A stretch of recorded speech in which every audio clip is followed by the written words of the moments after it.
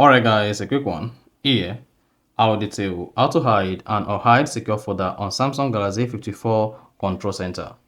So if you can easily swipe down the control center, click on secure folder on your Samsung Galaxy A54 to add it to your phone like this, and you can easily swipe down again, locate secure folder, click on it to remove the secure folder from the phone menu or app menu. Then here's a video for you. So if at the end of this you found this offer informative, please don't forget to like and then subscribe. Now, to hide and unhide secure folder on Samsung Galaxy A54 control center, all you need to do is swipe down the control center, locate the edit pencil and click on it. Then go ahead and click on edit on full. Once you selected edit on full, locate secure folder and then remove it. Once remove secure folder, click on done. Now exit the edit page. Now if you swipe down the control center, you discover that the secure folder is no longer available. So we've hide the secure folder.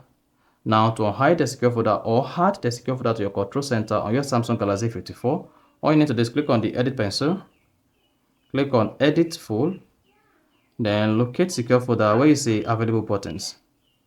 Once located it, go ahead and click on it. Then click on done. You should see it added here, and then hit the bar button. Now swipe down the control center.